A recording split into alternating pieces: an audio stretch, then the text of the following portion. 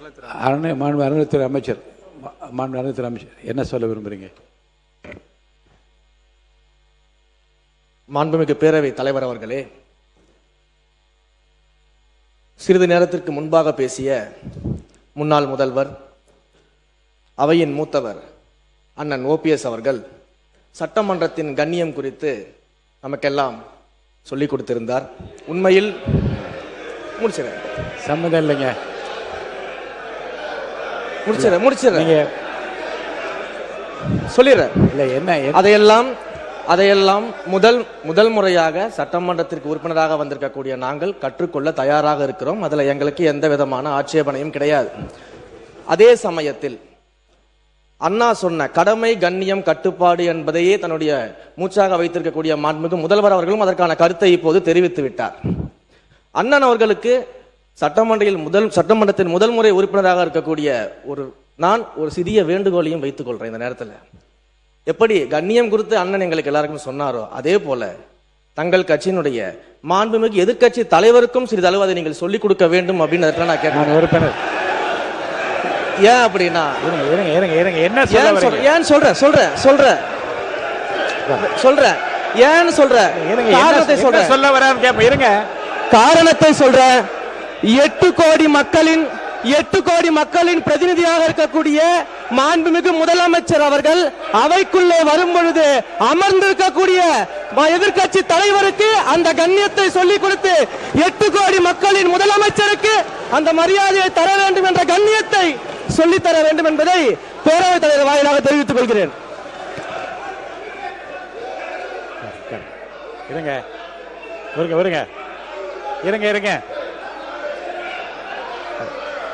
உட்காருங்க. நீங்க இருங்க, வாங்க. யாராவது ஒருத்தர் பேசுங்க. நீங்க பேசுங்களா? அவர் யாராவது ஒருத்தர் உட்காருங்க. யாராவது ஒருத்தர் இல்ல எல்லாரும் நீங்க இவருங்க, எல்லாரும் நீங்க பேசுறது இருந்தா வெளியில போய் பேசலாம். இங்க இருக்கவங்க யாராவது ஒருத்தர் பேசுங்க. யாராவது ஒருத்தர் இருங்க, ஒருத்தர் பேசுங்க. ஒருத்தர் உட்காருங்க. இருங்க, அவர் சொன்ன இருங்க, நீங்கள் அனைவரும் இருங்க. அவர் பேசுவதற்கு முன்பாகவே இருங்க பேசுறது. அவர் பேசுவதற்கு முன்பாக எல்லோரும் எழுதி நின்று நீங்கள் எதை பற்றி பேச போகின்றார் என்ன என்று தெரியாமல் குரல் கொடுத்து கொண்டே இருந்தீர்கள். அவர் என்ன பேசினார் என்பதை உள்வாங்கி இருந்தால் அது குறித்து நீங்கள் தாராளமாக பதில் சொல்லலாம். அவர் சொன்னது நீங்கள் புரிஞ்சுக்கிட்டீங்கல்ல, அவையின் கண்ணியத்தை பற்றி அவர் சொல்லி நாங்கள் ஏற்றுக்கொள்கிறோம். அதன்படி நடக்கவும் தயாராக இருக்கிறோம். இருங்க சார், இருங்க. அவர் சொன்ன கருத்தை புரிஞ்சுக்கோங்க. மாண்புமிகு முதலமைச்சர் வருகிற போது எல்லோரும் எழுந்து நின்று வணக்கம் தெரிவிக்கிறோம். எதிர்கட்சி தலைவர் உட்கார்ந்தே இருக்கிறாரே என்று அந்த கருத்தை சொல்ற தப்பா ரைட்டா? அது சொல்லுங்க, அதுக்கு பதில் சொல்லுங்கன்றேன். சொல்லுங்க, இருங்க, அதுக்கு நீங்க பதில் சொல்லுங்க. உங்களுக்கு பதில் சொல்ல அனுமதி அளிக்கிறேன். மாண்பு உறுப்பினர் நேரு அவர்கள், நீங்க சொல்லுங்க. அதுதான் அவர் கேட்டார், உட்காருங்க. அதுதாங்க அவர் கேட்கிறார், உட்காருங்க. மாண்பு உறுப்பினர் நேரு அவர்கள்.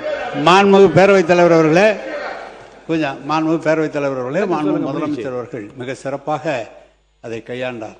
நாங்கள் அதில் மகிழ்ச்சி. ஆனால் நம்முடைய எங்கள் திருச்சி மாவட்டத்தில் வெற்றி பெற்ற அமைச்சர் அவர்கள் அதை எதிர்கட்சி தலைவரை பற்றி சொல்வார். நாங்கள் கூட 5 ஆண்டு காலம் முதலமைச்சராக தளபதி அவர்கள் இருந்தார்கள்.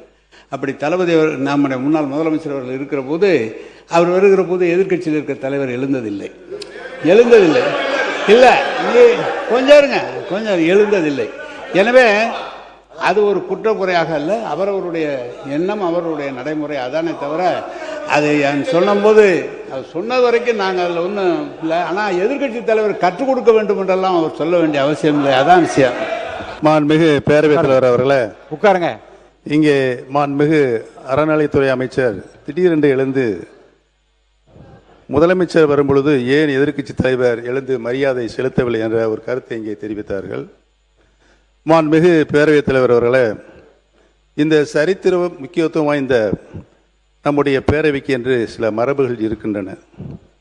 இந்த அவைக்கு பேரவைத் தலைவர்கள் அவர்கள்தான் தலைவர். பேரவைத் தலைவர் அவர்கள் வரும்போது கட்சி வித்தியாசமின்றி அனைத்து உறுப்பினர்களும் எழுந்து நிற்பது காலங்காலமாக கடைக்கப்பட்டு வருகின்ற மரபு. முதலமைச்சராக இருப்பவர்கள் இந்த அவையில் நுழைந்தவுடன் நேராக தங்கள் இருக்கைக்கு சென்று அங்கிருந்து ஒரு வணக்கம் செலுத்திவிட்டு அமர்வுதான் மரபு.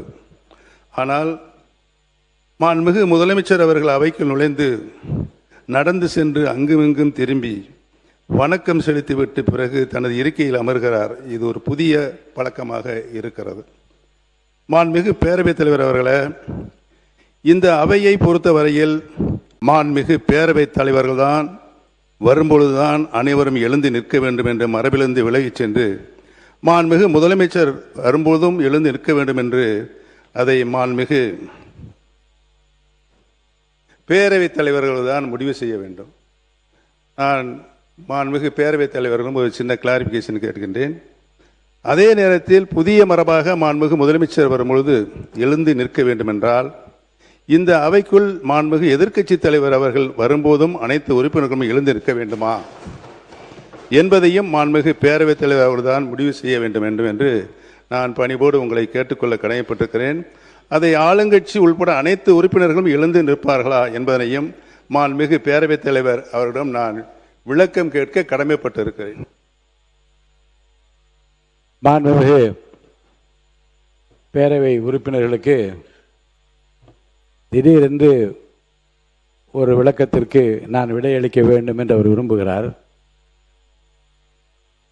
மாண்புமிகு முதலமைச்சர் அவர்கள்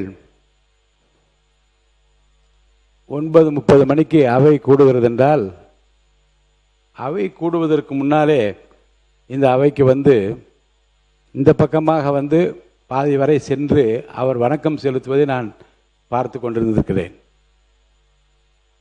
அந்த பக்கம் பாதியில் வந்து திரும்பியது ஒரு நாள் மாண்புமிகு அமைச்சர் முன்னாள் ராஜேஷ்குமார் அவர்கள், அண்ணே எங்கள் பக்கம் உங்கள் பார்வை திரும்ப வேண்டும் என்று கேட்டதும் அதை தொடர்ந்து இறுதி வரை போய் இரு பக்கம் வணக்கம் செலுத்தி கொண்டு வருகிறார்.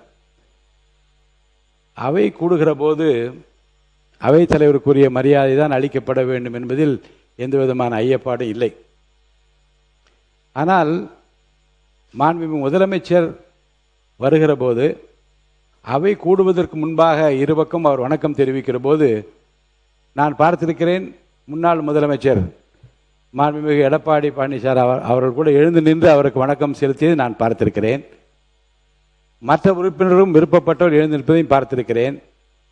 இந்த அவையினுடைய கண்ணியமும் மிகச்சிறந்த அந்த பாரம்பரியமும் ஒருவருக்கொருவர் பரஸ்பரம் மரியாதை தெரிவித்துக் கொள்வது என்பது அடிப்படையில், அதுவும் தமிழக சட்டப்பேரவையில் அவரவர்களுக்குரிய மரியாதையை கட்சியும் ஆச்சரியங்களை மறந்து மதிப்பளிக்கின்றால் என்பதுதான் நம்முடைய வரலாறு, நம்முடைய பண்பாடு என்று உங்கள் அனைவருக்கும் தெரியும்.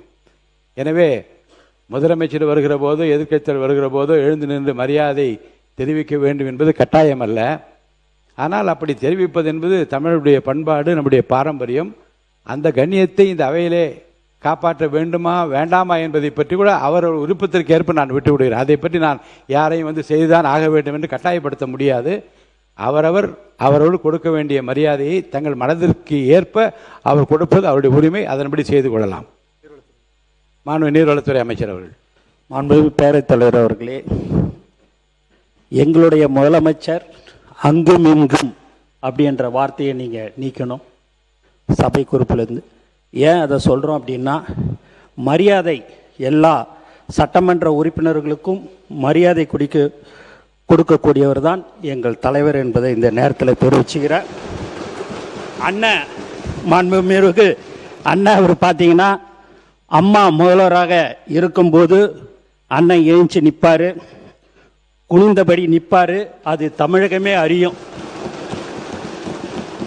அதுமாரி அண்ணா அவர் சொன்னார், ஒத்த முகத்துக்கோசம்தான் உங்களுக்கு எல்லாருக்குமே ஓட்டு விழுந்து நீங்கள் எல்லாருமே உட்காந்துருக்கிறீங்கன்னு. அதை அவர் ஒத்துக்கினதுக்கு அவருக்கு நான் நன்றியை இந்த நேரத்தில் நான் தெரிவிச்சுக்கிறேன். நாங்கள் தான் சொன்னோம்ல, நான் டி நகர் தொகுதியிலிருந்து என்னை தேர்ந்தெடுத்தார்கள் மக்கள். நான் வெறும் 4 நாட்கள் மட்டும்தான் ஓட்டு கேட்க போனேன்.